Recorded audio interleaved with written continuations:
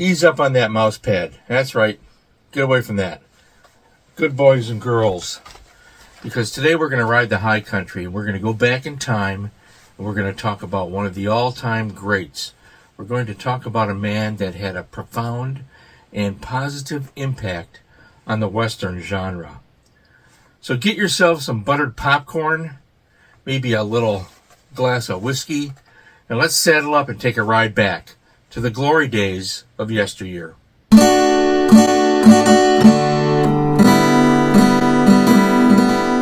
Buck Jones was born Charles Frederick Gebhardt on December 12, 1891, and he died in Boston on November 30th, 1942 in the Coconut Grove Fire. The Coconut Grove Fire was a devastating event in the popular nightclub that took the lives of 492 people on November 28th. Buck Jones was severely burned and lingered for 2 days before passing. In his remarkable life, he served in the United States Army, serving in Troop G of the 6th Cavalry Regiment. He served in the Philippines and participated in the Moro Rebellion, where he was wounded in combat in 1907. In the early 1920s, he became a bit player in films alongside Carole Lombard, Tom Mix, Hoot Gibson, and Ken Maynard. This led him to starring features, and he easily transitioned to talking pictures in the 1930s, where his stardom rose dramatically. Along with Tom Mix, Buck Jones became one of the most popular cowboy film actors. He made no less than 160 motion pictures.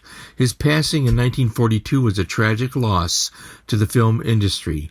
But Buck Jones remained popular, appearing in numerous comic books and magazines for years after. Hi, everybody. I was just reading a Buck Jones comic. You know, Buck Jones had an afterlife after his tragic passing in the Coconut Grove Fire. And he was one of those actors in the 30s and 40s who lent his name to advertisements of various types. Tom Mix, you know, Gene Autry later on, Roy Rogers, obviously, they all lent their names to various things to make extra money.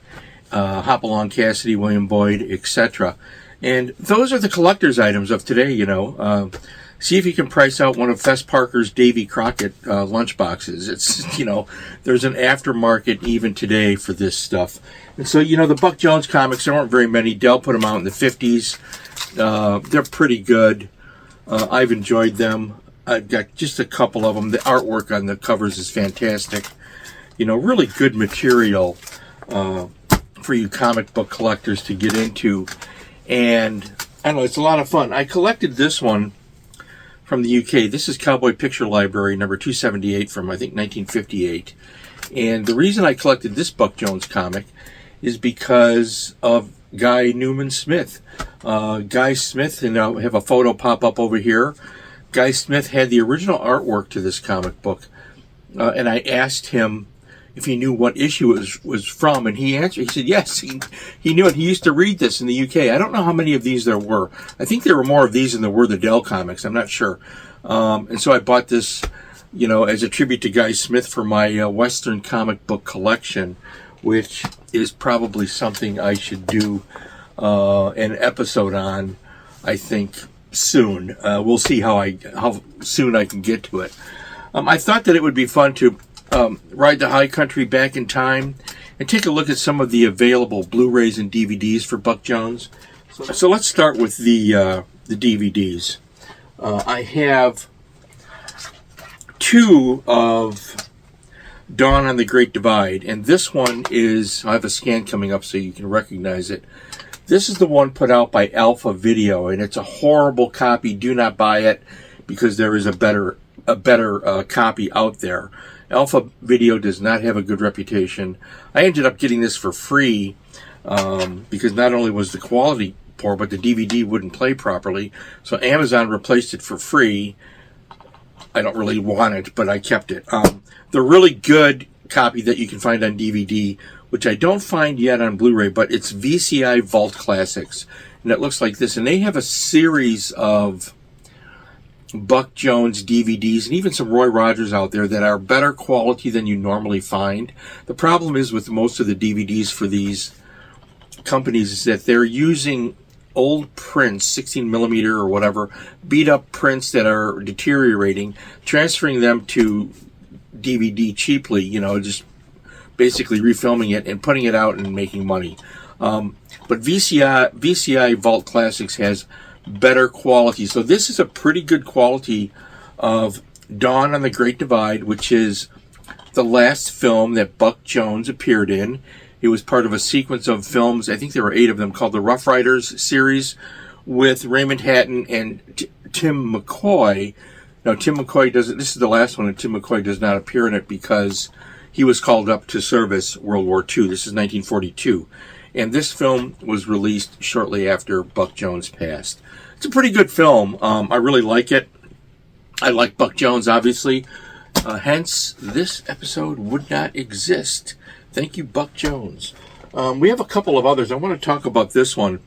We have a John Wayne early Western collection, right? And this features John Wayne's only pairing with Buck Jones. It's called Range Feud.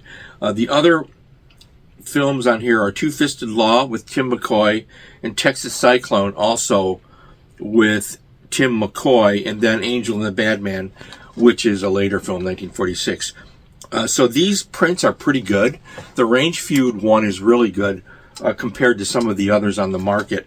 So this is the only pairing of John Wayne with Buck Jones. Here are some stills from my collection popping up. I tried to get video footage of this to run as a clip on this episode. I couldn't quite pull that off. Maybe later I will. But John Wayne and Buck Jones together. It's a really good film. Walter Brennan is in it. Glenn Strange has a brief role. John Wayne plays a good guy who is falsely accused of a crime. And since Buck Jones plays the sheriff who's his friend, he has to clear John Wayne. Great pairing of Buck Jones with John Wayne. The only time they paired together. John Wayne, in his later life, I saw him on, I think it was Merv Griffin, I'm not sure, don't hold me to that. He did a television interview where he talked really fondly of Buck Jones. They were friends during that period. Really great. All of these films are pretty good. I mean, but you got Range Feud. Range Feud is known for the John Wayne Buck Jones pairing, as well as the fact that the title is misspelled. Feud is misspelled in the title opening when they do it. It was never corrected. So anyways, if you want a really good copy of Buck Jones with John Wayne, Range Feud on this. If there's others, probably I would think if you could find this one, but this is a really good print. All of those are pretty good. And then we have some really cool Blu-rays. I'm still trying to find more. There's a couple of more Blu-rays of Buck Jones, and these are restored films. The Phantom Rider is a 15-chapter serial. Really nice movie, 1936, Buck Jones. And then we have Buck Jones and Gordon of Ghost City. This was a 12-chapter serial. And I don't remember. This is 33, so this is a little earlier. This is old school movie serial stuff. Really, really good. And my favorite, okay, this is a great film. This is one of my favorite Westerns from the 1940s. And I've been researching this for some time. I don't know if I'll do an article about it or not. But it's Riders of Death Valley from, what was it, 1941. And what a cast. Okay, so it's $1 million film. Universal Studios put out $1 million to put this serial together. It is a 15-chapter serial starring Buck Jones, Dick Foran, Leo Carrillo, Gwen Williams, and so many others in here. Noah Beery, you'll remember Noah Beery from the Rockford Files is in here, and Lon Chaney is in here. I mean, it's really great, and it's a breezy, fast-paced, old-school Western serial, and again, one of my favorite Westerns from the 1940s. 1941, Buck Jones and an all-star cast. Really, the camaraderie in this is a buddy film, all right, the buddy film. Sometimes the serials started that, Errol Flynn had a couple of really good buddy films with Gwen Williams and Alan Hale, Dodge City and Virginia City. Buddy films in Westerns were starting to be a thing here. And this is probably one of the best examples of it. The script is actually pretty good. There's some humor in this. The camaraderie is evident on the film. These are actors that liked each other. They worked well together. They were having fun playing cowboy. If you get a chance to pick up this is also available on DVD in a pretty good print. So those are my Buck Jones picks for the day, my friends. Buck Jones. And you know what? I'm probably going to have to do an episode on Tom Mix and probably Tim Holt. Tim Holt is another one. He was a little later. He really started in the early 40s. He did about 40 movies into the early 50s, all Westerns. And those are all, or mostly all of them, are available on a collection, 3 collections. So I'll probably talk about those in the future and see what comics and books go with them. I might do an episode, like I said, on comic book Westerns, because there's so much of that out there, you know. You name the actor, he had a comic book. Okay, as a quick interlude to this, I wanted to show you kind of an interesting photograph I have in my collection. I actually have several from this. From an Errol Flynn movie, Virginia City in 1940. At the premiere, Warner Brothers hired several prominent Western film actors to accompany Flynn and the cast on the Virginia City press junket. Now, these actors were not all in the film. They were just hired by Warner Brothers to go along and get free publicity for themselves, and Warner Brothers put them up, spent a lot of money to do this. They did it for Dodge City as well. And Buck Jones accompanied Errol Flynn and the cast. Here is from the premiere. This is Alan Hale. Then we have Buck Jones, Errol Flynn. This is William Boyd, Hopalong Cassidy, and Tom Mix. This is kind of a poignant photograph, and I'll have a close-up of this popping up. It's kind of a poignant photograph because Tom Mix would be gone in just a few months, and Buck Jones would pass 2 years later. William Boyd lived the longest out of all of them. Interesting press junket from Warner Brothers, where these prominent Western film actors accompanied Errol Flynn in the cast on the Virginia City premiere press junket. What a wild party that had to be. And here's another scan coming up of a still, and you'll note that by Alan Hale, there's a guy with a mustache. That's actually actor George Reeves, who would play Superman a decade later. And George Reeves had a very small role in the film. You don't get to see his face clearly, but you hear his voice.